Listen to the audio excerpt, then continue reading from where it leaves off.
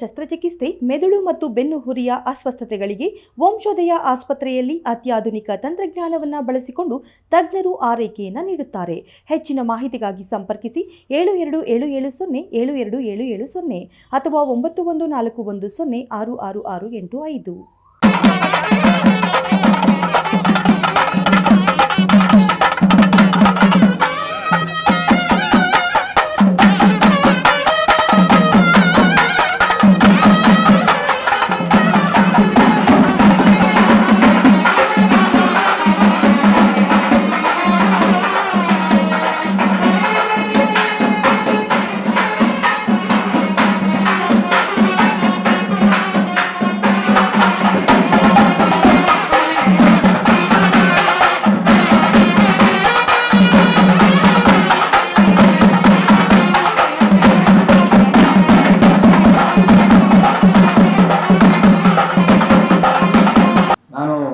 ಸುಮಾರು ಜನ ಚಿತ್ರನಟರನ್ನ ನೋಡಿದ್ದೀನಿ.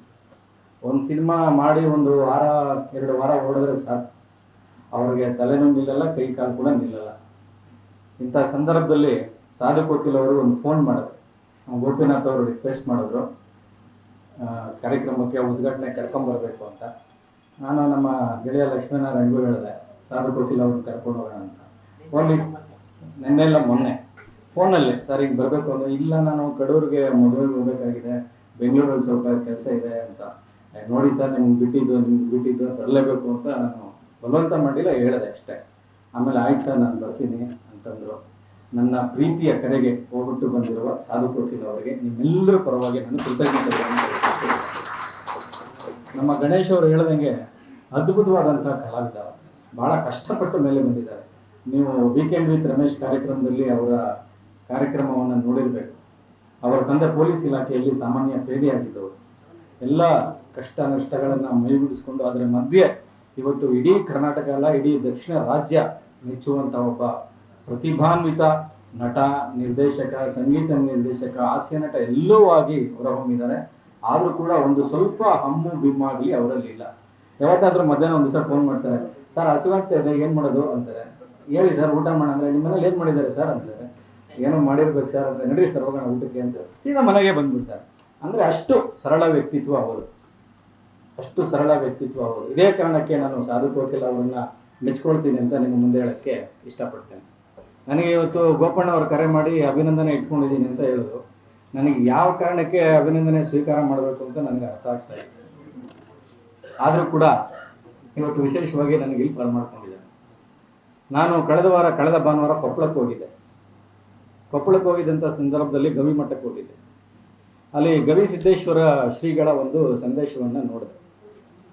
ಅಲ್ಲಿ ಶ್ರೀಗಳು ಒಂದು ಮಾತು ಹೇಳ್ತಾರೆ, ನಾವು ಸಂತೋಷವಾಗಿದ್ದಾಗ ಚಪ್ಪಾಳೆ ಹೊಡಿತೀವಿ, ಚಪ್ಪಾಳೆ ಹೊಡೆದಾಗ 10 ಬೆರಳು ಸೇರಿ ಚಪ್ಪಾಳೆ ಹೊಡೆಯುತ್ತೆ. ಅದೇ ದುಃಖದಲ್ಲಿದ್ದಾಗ ನಮಗೆ ಕಣ್ಣೀರು ಬರುತ್ತೆ, ಆ ಕಣ್ಣೀರನ್ನು ಒರೆಸೋದು ಒಂದೇ ಬೆರಳು. ಯಾಕೆ ಈ ಮಾತು ಹೇಳ್ತೀನಿ ಅಂತಂದರೆ, ನೀವೆಲ್ಲ ಪತ್ರಕರ್ತರು, ನೀವು ಸಂತೋಷವಾಗಿದ್ದಾಗ, ನೀವು ಬರೀತಾ ಇದ್ದಾಗ ಎಲ್ಲರೂ ನಿಮ್ಮ ಜೊತೆ ಇರ್ತಾರೆ. ಅವರು ನಿಮ್ಮ ಸ್ನೇಹಿತರಾಗಿರ್ಬೋದು, ರಾಜಕಾರಣಿಗಳಾಗಿರ್ಬೋದು, ಸಚಿವರಾಗಿರ್ಬೋದು, ಯಾರೇ ಆಗಿರ್ಬೋದು. ಆದರೆ ನೀವು ಕಷ್ಟದಲ್ಲಿದ್ದಾಗ ಯಾರೂ ಬರಲ್ಲ. ನಿಮ್ಮ ಮನೆಯವರು ಬಿಟ್ಟರೆ ನಿಮ್ಮ ನೆರಳಿಗೆ ಯಾರೂ ನಿಂತ್ಕೊಳ್ಳಲ್ಲ.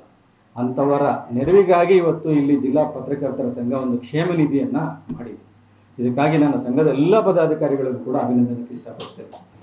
ಈ ಕ್ಷೇಮ ನಿಧಿಗೆ ನಾನು ಕೊಟ್ಟಿರುವಂಥ ನೆರವು ಅಂತ ಹೇಳಕ್ಕೆ ಹೋಗಲ್ಲ, ಅದೊಂದು ಸಾಸಿವೆ ಕಾಳಷ್ಟು ಕೂಡ ಅದು ಸಹಾಯ ಅಲ್ಲ. ಯಾಕೆ ಅಂತಂದರೆ ಅದು ನನ್ನ ಕರ್ತವ್ಯ ಅಷ್ಟೇ. ಅದು ಮರ ಎಷ್ಟೇ ಎತ್ತರವಾಗಿ ಬೆಳೆದರೂ ಕೂಡ ಅದರ ಬೇರುಗಳಿರೋದು ಮಣ್ಣಿನಲ್ಲೇ.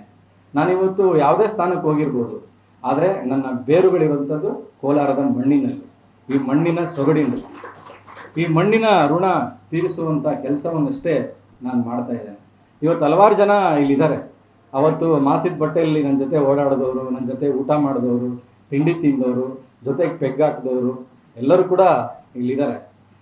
ಕೋಲಾರ ಇವತ್ತು ಪತ್ರಿಕೋದ್ಯಮ ನನ್ನ ವೃತ್ತಿ ಧರ್ಮವನ್ನು ರೂಪಿಸಿರ್ಬೋದು, ಆದರೆ ನನ್ನ ವ್ಯಕ್ತಿತ್ವವನ್ನು ರೂಪಿಸಿದವರು ಕೋಲಾರದ ಜನಗಳ. ಯಾಕೆ ಅಂತಂದರೆ ಕಳೆದ 25-30 ವರ್ಷಗಳಿಂದ ಅದೇ ಪ್ರೀತಿ ಮತ್ತು ವಿಶ್ವಾಸವನ್ನು ಅವರು ನನಗೆ ಕೊಡ್ತಾ ಬಂದಿದ್ದಾರೆ. ಅವರೆಲ್ಲರಿಗೂ ಕೂಡ ನಾನು ಈ ಸಂದರ್ಭದಲ್ಲಿ ಚಿರಋಣಿಯಾಗಿರ್ತೀನಿ. ನನ್ನ ಕೈಲಾದಷ್ಟು ಸಹಾಯವನ್ನು ನನ್ನ ಕೊನೆಯ ಉಸಿರಿರೋವರೆಗೆ ನನ್ನ ಈ ಕೋಲಾರದ ಮಣ್ಣಿಗೆ ನಾನು ಮಾಡ್ಕೊಂಡು ಬರ್ತೀನಿ ಅಂತ ಈ ಸಂದರ್ಭದಲ್ಲಿ ನಾನೊಂದು 6 ತಿಂಗಳ ಹಿಂದೆ ನಾನು ಓದಿ ಶಾಲೆಗೆ ಹೋಗಿದ್ದೆ, ಪ್ರೈಮರಿ ಸ್ಕೂಲ್ ಪ್ರಭಾಟಾಕಿಸ್ ಹಿಂದ್ಗಡೆ. ಅದಾದಮೇಲೆ ನಾನು ಓದಿದ್ದು 8, 9, 10 ಜೂನಿಯರ್ ಕಾಲೇಜ್ಗೆ ಹೋಗಿದ್ದೆ. ಅಲ್ಲಿ ಹೋದಾಗ ಅವರು ನಾನು ಯಾಕೆ ಹೋಗಿದ್ದೀನಿ ಅಂತ ಅವ್ರಿಗೂ ಏನು ಅರ್ಥ ಆಗಲಿಲ್ಲ. ಆಮೇಲೆ ಅಲ್ಲಿ ಹೋಗಿ ಪ್ರಿನ್ಸಿಪಾಲ್ಗೆ ಮೇಷ್ಗಳಿಗೆ ಮಾತಾಡಿದ್ರು. ಏನಾದರೂ ಆಗಬೇಕಾ ನಿಮಗೆ ಸರ್ಕಾರದ ಕಡೆಯಿಂದ ಅಂತ ಕೇಳಿದೆ. ಬಟ್ ಅವ್ರಿಗೆ ನಾನೇನೋ ಮಾಡಿಬಿಡ್ತೀನಿ ಅಂತ ನಿರೀಕ್ಷೆ ಇರಲಿಲ್ಲ ಅವ್ರಿಗೆ. ಅವರೊಬ್ಬರು ಜೂನಿಯರ್ ಕಾಲೇಜಲ್ಲಿ ಒಂದು ಓಪನ್ ಆಡಿಟೋರಿಯಂ ಮಾಡಬೇಕು ಸರ್ ಅಂತ ಹೇಳಿದ್ರು. ಪ್ರೈಮರಿ ಸ್ಕೂಲಲ್ಲಿ ನಮ್ಮದು ಬಿಲ್ಡಿಂಗ್ ಎಲ್ಲ ಬಿದ್ದೋಗ್ತಾ ಇದೆ, ಟಾಯ್ಲೆಟ್ ಇಲ್ಲ ಅಂತ ಹೇಳಿದ್ರು. ಒಂದೇ ವಾರದಲ್ಲಿ ಒಂದು 70 ಲಕ್ಷ ರಿಲೀಸ್ ಆಯಿತು 2 ಸ್ಕೂಲ್ಗಳಿಗೆ. ಇವತ್ತು ಕೆಲಸ ನಡೀತಾ ಇದೆ. ಯಾಕೆ ಅಂತಂದರೆ ನಾವು ಎಷ್ಟೇ ಎತ್ತರಕ್ಕೆ ಹೋದರೂ ಕೂಡ ನಮ್ಮ ಕರ್ಮಭೂಮಿ ಯಾವುದು, ನಮ್ಮ ಜನ್ಮಭೂಮಿ ಯಾವುದು, ಅದರ ಋಣ ತೀರಿಸುವಂಥ ಕೆಲಸವನ್ನು ನಾವು ಮಾಡಬೇಕು ಅಂತ ನಾನು ಈ ಸಂದರ್ಭದಲ್ಲಿ ಹೇಳ್ತೀನಿ.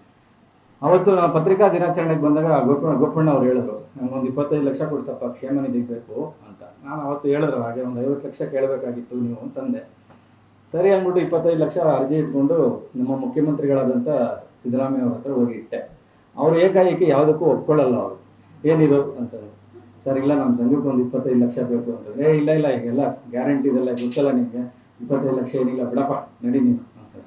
ನಾನು ಬಿಡಲಿಲ್ಲ. ಇಲ್ಲ ಸರ್ ಅದು ನಮ್ಮೂರಿಗೆ ಕೊಡದೇ ಇದ್ರೆ ಹೇಗೆ ಸರ್, ನೀವು ಕೊಡಲೇಬೇಕು ಅಂತಂದೆ. ಇವ್ನು ಕೊಡೋವರೆಗೂ ಬಿಡೋದಿಲ್ಲ ಬಿಡಪ್ಪ ಅಂತೇಳಿ 25 ಲಕ್ಷನ ಅವರು ಬರೆದ್ಬಿಟ್ರು. ಅದಾದಮೇಲೆ ಇವತ್ತು ಮಾಧ್ಯಮ ಸಂಜೀವಿನಿ ಯೋಜನೆ ನಿಮ್ಮ ಮುಂದೆ ಬರ್ತಾ ಇದೆ. ಬಡ್ಜೆಟಿಗೆ ಮುಂಚೆ ಮುಖ್ಯಮಂತ್ರಿಗಳಲ್ಲಿ ನಾನು ಮನವಿ ಮಾಡಿಕೊಂಡೆ, ಸರ್ ಪತ್ರಕರ್ತರು ತುಂಬ ಸಂಕಷ್ಟದಲ್ಲಿದ್ದಾರೆ, ನಾವು ಕರೋನಾ ಸಂದರ್ಭದಲ್ಲಿ ನೋಡಿದ್ವಿ ಪತ್ರಕರ್ತರು ಯಾವ ರೀತಿ ಸಂಕಷ್ಟಕ್ಕೊಳಗಾದರು ಅಂತ. ಅಂಥವ್ರ ನೆರವಿಗೆ ನೀವು ಒಂದು ಯೋಜನೆ ತರಬೇಕಾಗುತ್ತೆ. ಇದಕ್ಕೆ ಅವ್ರು ಫಸ್ಟ್ ಕೇಳೋ ಪ್ರಶ್ನೆ ಎಷ್ಟು ಖರ್ಚಾಗುತ್ತೆ ಇದಕ್ಕೆ ಅಂತ.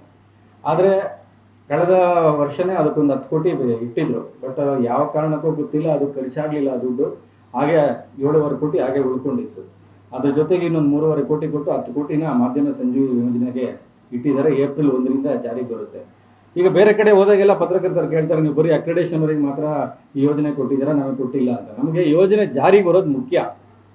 ಆಮೇಲೆ ನಾವು ಅದನ್ನು ಯಾವ ರೀತಿ ಹಂತವಾಗಿ ವಿಸ್ತರಿಸ್ಕೊಂಡು ಹೋಗಬೇಕು ಅನ್ನೋದನ್ನು ನಾವು ತೀರ್ಮಾನ ಮಾಡ್ತೇವೆ. ಈಗ ಬಸ್ ಪಾಸ್ ಯೋಜನೆ ಕೂಡ ಜಾರಿಗೆ ಬಂದಿದೆ. ಅದು ಅಕ್ರೆಡಿಟೇಷನ್ ಅಲ್ಲ, ಬೇರೆ ಎಲ್ಲರಿಗೂ ಕೂಡ ಯಾವ ರೀತಿ ಆ ಬಸ್ ಪಾಸ್ ಸೌಲಭ್ಯ ಸಿಗುತ್ತೆ, ಅದೇ ರೀತಿ ಮಾಧ್ಯಮ ಸಂಜೀವಿನಿ ಯೋಜನೆ ಕೂಡ ನಮ್ಮ ಮಾಧ್ಯಮ ಪಟ್ಟಿನಲ್ಲಿ ಯಾವ್ಯಾವ ಪತ್ರಿಕೆಗಳಿದ್ದಾವೆ ಆ ಎಲ್ಲ ಪತ್ರಕರ್ತರಿಗೂ ಸಿಗುವಂಥ ವ್ಯವಸ್ಥೆಯನ್ನು ಮುಂದಿನ ದಿನಗಳಲ್ಲಿ ಮಾಡಿಕೊಡಲಾಗುತ್ತೆ ಅಂತ ನಾನು ಈ ಸಂದರ್ಭದಲ್ಲಿ ಹೇಳೋಕ್ಕೆ ಇಷ್ಟಪಡ್ತೇನೆ. ಅವತ್ತು ನಾನು 25 ವರ್ಷ ಆಯಿತು ನಾನು ಕೋಲಾರ ಬಿಟ್ಟು. ಗೋಪಣ್ಣ ಅವ್ರು ಹೇಳ್ದಂಗೆ ಸೈಕಲಲ್ಲಿ TVS ಚಾಂಪಲ್ಲಿ ನಾನು ಓಡಾಡ್ಕೊಂಡು ಕೆಲಸ ಮಾಡ್ತಾ ಇದ್ದೀನಿ. ಅವತ್ತು ನಾನು ಇಲ್ಲಿ ನಮ್ಮ ಅಂಕಲ್ ಅವ್ರ ಗುಡ ಅಂತ ಹೇಳ್ಬಾರ್ದು, ಅಂಕಲ್ ಹಾಬಿ ರಮೇಶ್ ಅವರು ಇದ್ದಾರೆ. ಅವರ ದಯೆಯಿಂದಾಗಿ ನಾನು ಗೋಪಣ್ಣ ಪುನರ್ಜನ್ಮ ಪಡ್ಕೊಂಡ್ವಿ. ಒಂದು ದಿವಸ ಬಸ್ ಕೆಳಗಡೆ ತೆಳ್ಬಿಟ್ಟಿದ್ರು ನಮ್ಮಿಬ್ಬರಿಗೂ. ಕನಕ ಪುರಂದರ ಭವನ ಕಟ್ಟುವಂಥ ಪರಿಸ್ಥಿತಿ ಅವತ್ತು ಬರ್ತಾ ಇತ್ತು. ಹಿಂಗೆ ತಮಾಷೆ ಮಾಡಿಕೊಂಡು ಅವರ ಫೋಟೋಗಳು ಕಳ್ತನ ಮಾಡ್ಕೊಂಡು ಓಡೋಗಿದ್ವಿ. ನಾನು ಗೋಪಿನಾಥ್ ಅವರು ಅಟ್ಟಿಸ್ಕೊಂಬಂದು ನಾವು ಬಸ್ ಕೆಳಗಡೆ ಹೊಟ್ಟೋಗಿದ್ವಿ. ಹೆಂಗೋ ಅವತ್ತು ಬಚಾವಾಗಿ ಉಳ್ಕೊಂಡ್ವಿ. ನನಗೆ ಅವತ್ತು ಇವತ್ತಿಗೂ ಜ್ಞಾಪಕ ಇದೆ. ನಾನು ಇವತ್ತು ಒಬ್ಬ ವ್ಯಕ್ತಿ ನಮ್ಮ ಮುಂದೆ ಇಲ್ಲ, ಆದರೂ ಕೂಡ ಅವರ ಶ್ರೀಮತಿ ಅವರು ಇಲ್ಲಿದ್ದಾರೆ, ಗೋಪಿಕಾ ಅವರು. ಅವರಲ್ಲಿ ನಾನು ಮಲ್ಲೇಶನ್ನು ನೋಡ್ತೀನಿ. ಯಾಕೆ ಅಂತಂದರೆ ಇವತ್ತು ಮಲ್ಲೇಶ್ ಇದ್ದಿದ್ದರೆ ಎಷ್ಟು ಖುಷಿ ಪಡ್ತಾ ಇದ್ದ ಅಂತ ಎಲ್ರಿಗೂ ಗೊತ್ತು. ಮಲ್ಲೇಶ್ ಆಗಿರ್ಬೋದು, ಗೋಪಿ ಅಣ್ಣ ಆಗಿರ್ಬೋದು, ವಾಸಣ್ಣ ಆಗಿರ್ಬೋದು, ಗಣೇಶ್ ಆಗಿರ್ಬೋದು, ಇವರೆಲ್ಲರೂ ಸೇರಿ ನನ್ನ ವ್ಯಕ್ತಿತ್ವವನ್ನು ರೂಪಿಸಿದ್ರು. ನಮ್ಮ ಆಬಿ ರಮೇಶ್ ಅವರಾಗಿರ್ಬೋದು. ಯಾಕೆ ಅಂತಂದರೆ ನಾವು ಏನೇ ಎಷ್ಟೇ ಹತ್ರಕ್ಕೆ ಹೋಗ್ಬೋದು. ನಾನು ಪತ್ರಿಕೋದ್ಯಮದಲ್ಲಿ ಯಾವತ್ತೂ ಕೂಡ ಲಿಫ್ಟ್ ಹತ್ಕೊಂಡು ಹೋಗಲಿಲ್ಲ, ಒಂದೊಂದೇ ಮೆಟ್ಲು ಹತ್ಕೊಂಡು ಬಂದೆ. ಒಂದೊಂದು ಮೆಟ್ಲನ್ನು ಕೂಡ ಇವರೆಲ್ಲರೂ ಸೇರಿ ನನಗೆ ಹತ್ಸೋದು. ಇವತ್ತು ನಾನು ಮೆಟ್ಲು ಹತ್ಸೋದವ್ರನ್ನ ಮರೆಯೋಕ್ಕೆ ಸಾಧ್ಯನೇ ಇಲ್ಲ. ಯಾಕೆ ಅಂತಂದರೆ ನಾನು ಎಷ್ಟೇ ಮೇಲೆ ಹೋಗಿದ್ರು ಕೂಡ ನಾನು ಕೆಳಗಡೆ ಯಾವತ್ತೂ ನೋಡ್ತಾನೆ ಇರ್ತೀನಿ. ಆ ಕೆಳಗಡೆ ಇಂದ ಮೇಲೆ ಬರೋಕ್ಕೆ ಯಾರ್ಯಾರು ಕಾರಣಕರ್ತರಾದರು, ಯಾವ ಊರು ಕಾರಣ ಆಯಿತು, ಯಾವ ಮಣ್ಣು ಕಾರಣ ಆಯಿತು, ಈ ಎಲ್ಲದಕ್ಕೂ ಕೂಡ ನಾನು ಋಣ ತೀರಿಸುವ ಜವಾಬ್ದಾರಿ ನನ್ನ ಮೇಲಿದೆ. ಹಂತವಾಗಿ ಅದನ್ನು ನಾನು ಪೂರೈಸ್ತೇನೆ. ಜೊತೆಗೆ ಪತ್ರಕರ್ತರು ರಾಜ್ಯಾದ್ಯಂತ ಯಾರ್ಯಾರಿದ್ದಾರೆ, ಪತ್ರಕರ್ತರು ಎಷ್ಟು ಜನ ಇದ್ದಾರೆ, ಅವರೆಲ್ಲರೂ ಏನೇ ಸಮಸ್ಯೆಗಳಿದ್ರು ಕೂಡ ಆ ಎಲ್ಲ ಸಮಸ್ಯೆಗಳನ್ನು ಬಗೆಹರಿಸುವ ನಿಟ್ಟಿನಲ್ಲಿ ಪ್ರಾಮಾಣಿಕವಾದಂಥ ಪ್ರಯತ್ನವನ್ನು ಮಾಡ್ತೇನೆ ಅಂತಲೇ ಸಂದರ್ಭದಲ್ಲಿ ಹೇಳ್ತೇನೆ. ಚಂದ್ರು ಹೇಳ್ತಿದ್ದ, ನಮ್ಮದು 1 ವರ್ಷದಿಂದ ಬಿಲ್ ಬಾಕಿ ಉಳಿದೋಗಿತ್ತು ಅಂತ. ನಿಜ, ಕಳೆದ ಏಪ್ರಿಲ್ನಲ್ಲಿ ಲಾಸ್ಟ್ ಬಿಲ್ಲು ಆಗಿತ್ತು. ನಮ್ಮ OBC ಪತ್ರಿಕೆಗಳಿರ್ಬೋದು, SC ST ಪತ್ರಿಕೆಗಳಿರ್ಬೋದು. ಬಡ್ಜೆಟ್ ಆದಮೇಲೆ ಮುಖ್ಯಮಂತ್ರಿಗಳ ಗಮನಕ್ಕೆ ತಂದ ತಕ್ಷಣ ಅವರು ಹಣಕಾಸು ಇಲಾಖೆ ಅಧಿಕಾರಿಗಳನ್ನು ಕರೆದು ಅವ್ರದ್ದು ಏನೇನಿದೆ ಎಲ್ಲ ಬ್ಯಾಲೆನ್ಸ್ ಕ್ಲಿಯರ್ ಮಾಡಿ ಅಂತ ಹೇಳಿದರು. ಒಟ್ಟು 57 ಕೋಟಿ ರೂಪಾಯಿಗಳನ್ನು ಮುಖ್ಯಮಂತ್ರಿಗಳು ಸ್ಯಾಂಕ್ಷನ್ ಮಾಡಿದ್ದಾರೆ. ನಾನು ಕೂಡ ಈ ಸಂದರ್ಭದಲ್ಲಿ ಮುಖ್ಯಮಂತ್ರಿಗಳನ್ನ ನೆನೆಸ್ಕೊಳ್ಳೇಬೇಕು. ಯಾಕೆ ಅಂತಂದರೆ ನಾನು ಏನೇ ಪತ್ರಕರ್ತರ ಪರವಾಗಿ ಒಂದು ಬೇಡಿಕೆ ತೊಗೊಂಡೋಗಿ ಕೊಟ್ಟರು ಕೂಡ ಅವರು ಹಿಂದೆ ಮುಂದೆ ನೋಡದೆ ಆಯಿತು ಮಾಡೋ, ಪತ್ರಕರ್ತರಿಗೋಸ್ಕರ ಏನೋ ಮಾಡ್ತಾ ಇದೆಯಾ ಮಾಡು, ಒಳ್ಳೆಯದಾಗಲಿ ಅಂತ ಹೇಳ್ತಾರೆ. ಈ ಸಂದರ್ಭದಲ್ಲಿ ನಾವು ಅವರಿಗೆ ವಿಶೇಷವಾದಂತಹ ಧನ್ಯವಾದಗಳನ್ನ ತಿಳಿಸೋಕ್ಕೆ ಇಷ್ಟಪಡ್ತೇನೆ. ಕ್ಷೇಮ ನಿಧಿ ವ್ಯವಸ್ಥೆ ಇಲ್ಲಿ ಪತ್ರಕರ್ತರ ಸಂಘದಲ್ಲಿ ಚೆನ್ನಾಗಿ ನಡೀಲಿ. ಯಾರು ಕೂಡ ಕಷ್ಟಕ್ಕೆ ಗುರಿಯಾಗೋದು ಬೇಡ ಅಥವಾ ಅನಾರೋಗ್ಯಕ್ಕೆ ಒಳಗಾಗೋದು ಬೇಡ. ಎಲ್ಲರೂ ಆರೋಗ್ಯವಂತರಾಗಿ ನಿಮ್ಮ ಆರೋಗ್ಯವನ್ನು ಕಾಪಾಡಿಕೊಳ್ಳಿ. ಜೊತೆಗೆ ಇನ್ನೊಂದು ಬೇಡಿಕೆ ಏನಿಟ್ಟರು, ಎಲ್ಲರಿಗೂ ಏನೋ ಸೈಟ್ಗಳು ಬೇಕು ಅಂತ. ನಮ್ಮ ವಸತಿ ಸಚಿವರ ಮಾಧ್ಯಮ ಸಲಹೆಗಾರಂತ ಲಕ್ಷ್ಮೀನಾರಾಯಣ ಅವರು ಇಲ್ಲಿದ್ದಾರೆ. ನನಗೆ ಕಳೆದ ವಾರ ನಮ್ಮ ಹೌಸಿಂಗ್ ಬೋರ್ಡ್ ಚೇರ್ಮನ್ ಶಾಸಕರು ಶಿವಲಿಂಗೇಗೌಡರು ಸಿಕ್ಕಿದ್ರು. ಅವರು ಒಂದು ಮಾತು ಹೇಳಿದರು, ಹೌಸಿಂಗ್ ಬೋರ್ಡಲ್ಲಿ ಒಂದು 8,500 ಸೈಟ್ಗಳು ಹಂಚಿಕೆ ಆಗಿದೆ, ಅದೇ ರೀತಿ ಹಾಗೆ ಉಳಿದು ಬಿಟ್ಟಿದ್ದಾವೆ. ಅದನ್ನು ನೀವೇನಾದರೂ ಸ್ಕೀಮ್ ಮಾಡಿದ್ರೆ ರಾಜ್ಯಾದ್ಯಂತ 8,000 ಪತ್ರಕರ್ತರಿಗೆ 8,500 ಸೈಟ್ಗಳನ್ನು ಹಂಚ್ಬೋದು ಅಂತ ಹೇಳಿದ್ದಾರೆ. ನಾನು ಲಕ್ಷ್ಮೀನಾರಾಯಣ ಅವರು ಕೂತ್ಕೊಂಡು ಆಮೇಲೆ ಸನ್ಮಾನ್ಯ ಜಮೀರ್ ಅಹಮದ್ ಅವ್ರ ಹತ್ರ ಚರ್ಚೆ ಮಾಡಿ ಪತ್ರಕರ್ತರಿಗೆ ನಿವೇಶನ ಒದಗಿಸುವ ವಿಚಾರದಲ್ಲಿ ಪ್ರಾಮಾಣಿಕವಾದಂಥ ಪ್ರಯತ್ನವನ್ನು ಕೂಡ ಮಾಡ್ತೇನೆ ಅಂತ ಈ ಸಂದರ್ಭದಲ್ಲಿ ಹೇಳೋಕ್ಕೆ ಇಷ್ಟಪಡ್ತೇನೆ. ಯಾಕೆಂತಂದರೆ ಪತ್ರಕರ್ತರು ಅಂತಂದರೆ ಗಣೇಶ್ ಹೇಳ್ದಂಗೆ ಎಲ್ಲ ಬರೀ ಸುದ್ದಿಗಷ್ಟೇ ಸೀಮಿತ ಆಗಿದ್ದಾರೆ. ಪಕ್ಕದ ಮನೆಯಲ್ಲಿ ಏನೋ ನಲ್ಲಿ ಕೆಟ್ಟೋಯ್ತು, ಎದುರುಗಡೆ ಚರಂಡಿ ಕೆಟ್ಟೋಯ್ತು, ಇನ್ನೇನು ಅಂತ. ಮನೆ ವಿಚಾರಕ್ಕೆ ಮನೆಗೆ ಮಾರಿ ಊರಿಗೆ ಉಪಕಾರಿ. ನಮ್ಮ ಮನೆಯಲ್ಲೂ ಹಂಗೆ ಬೈತಾ ಇರ್ತಾರೆ, ಯಾವಾಗಲೂ ಮನೆ ಕಡೆ ನೀವು ತಲೆನೇ ಕೆಡಿಸ್ಕೊಳ್ಳಲ್ಲ ಅಂತ ಎಲ್ಲ ಜವಾಬ್ದಾರಿಯನ್ನು ಅವರಿಗೆ ವಹಿಸ್ಬಿಟ್ಟಿದ್ದೀರಿ. ಸೊ ಹಾಗಾಗಿ ಪತ್ರಕರ್ತರು ನೀವೇನೇ ಇರಿ, ಏನೇ ಸಮಸ್ಯೆಗಳಿರಲಿ, 24 ಗಂಟೆಗಳ ಕಾಲ ನಾನು ನಿಮಗೆ ಲಭ್ಯ ಇರ್ತೇನೆ. ನನ್ನ ಕೈಲಾದಷ್ಟು ಪ್ರಯತ್ನವನ್ನು ನಿಮ್ಮ ಸಮಸ್ಯೆಗಳನ್ನು ನಿವಾರಣೆ ಮಾಡೋ ವಿಚಾರದಲ್ಲಿ ಪ್ರಯತ್ನವನ್ನು ಮಾಡ್ತೇನೆ ಅಂತ ಹೇಳ್ತೇನೆ. ಜೊತೆಗೆ ಇವತ್ತು ಅಭಿನಂದನೆಗೆ ನಾನು ಎಷ್ಟು ಅರ್ಹನ ಅಲ್ವೋ ಗೊತ್ತಿಲ್ಲ, ಆದರೂ ಗೋಪಣ್ಣವರ ಮತ್ತು ಜಿಲ್ಲಾ ಸಂಘದ ಪದಾಧಿಕಾರಿಗಳ ಪ್ರೀತಿಗೆ ಕಟ್ಟುಬಿದ್ದು ನಾನು ಇಲ್ಲಿಗೆ ಬಂದಿದ್ದೇನೆ. ಈ ಅಭಿನಂದನೆಯನ್ನು ನಾನು ಈ ಕೋಲಾರದ ಮಣ್ಣಿಗೆ, ಕೋಲಾರದ ಜನತೆಗೆ, ನನ್ನೆಲ್ಲ ಪತ್ರಕರ್ತರಿಗೆ ಸಮರ್ಪಿಸ್ತೇನೆ ಅಂತ ಹೇಳಕ್ಕೆ ಬಯಸ್ತೇನೆ. ಈ ಕಾರ್ಯಕ್ರಮಕ್ಕೆ ನಾನು ಬರಮಾಡಿಕೊಂಡು ನಿಮ್ಮೆಲ್ಲರ ಮುಂದೆ ಮಾತಾಡೋಕ್ಕೆ ಅವಕಾಶ ಮಾಡಿಕೊಟ್ಟಂಥ ಎಲ್ಲರಿಗೂ ಸಂಘದ ಎಲ್ಲ ಪದಾಧಿಕಾರಿಗಳಿಗೂ ನಮಸ್ಕಾರ ಮಾಡಿ ನಾನು ಪ್ರಾರ್ಥಿಸ್ತೇನೆ.